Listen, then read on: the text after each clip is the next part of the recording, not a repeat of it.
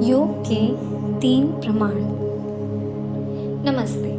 आज हम योग शास्त्र को और गहराई से जानने के लिए 3 प्रकार के प्रमाणों को समझेंगे जिन पर योग की समझ आधारित है। इस जगत की संपूर्ण वस्तुएं 2 भागों में विभक्त हैं, सत और असत अथवा भाव और अभाव पदार्थ। भाव पदार्थ वह हैं जिनकी सत्ता इस जगत में विद्यमान है और प्रमाण इन्हीं भाव पदार्थों का ज्ञान कराने वाले एक साधन का नाम है। पहला है प्रत्यक्ष प्रमाण।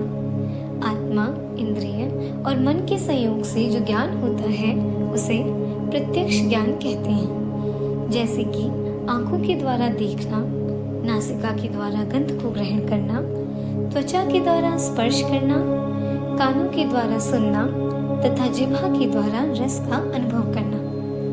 इसका तात्पर्य यह है कि आत्मा को ही सभी वस्तुओं का ज्ञान होता है। जब आत्मा प्रत्यक्ष ज्ञान करने में प्रवृत्त होती है तो सर्वप्रथम मन से संबंध स्थापित करती है। मन इंद्रियों से और इंद्रियां अपने विषयों के साथ मिलकर ज्ञान की प्राप्ति कराती हैं। दूसरा है अनुमान प्रमाण।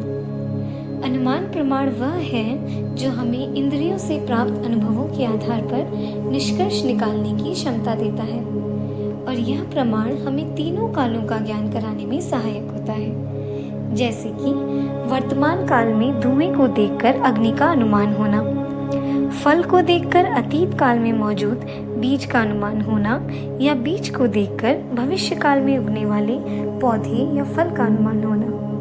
यदि यह अनुमान योग साधना की ओर ले जाता है तो यह हमारी आध्यात्मिक प्रगति में सहायक होता है। तीसरा है आगम प्रमाण। आगम प्रमाण जिसे आप्तोपदेश भी कहते हैं। आप्त का अर्थ उन ऋषि मुनियों से है जो रज और तम दोष से मुक्त हैं और जिन्हें भूत, भविष्य एवं वर्तमान काल का ज्ञान निर्बाध रूप से होता रहता है। इनके द्वारा दिए जाने वाले उपदेशों का नाम ही आगम प्रमाण है। यह प्रमाण योगियों द्वारा प्राप्त आध्यात्मिक अनुभवों से हमें अवगत कराता है। ये तीनों प्रमाण जब अक्लिष्ट रूप में होते हैं तब हमें आध्यात्मिक उन्नति की ओर ले जाते हैं और आत्मिक शांति प्रदान करते हैं।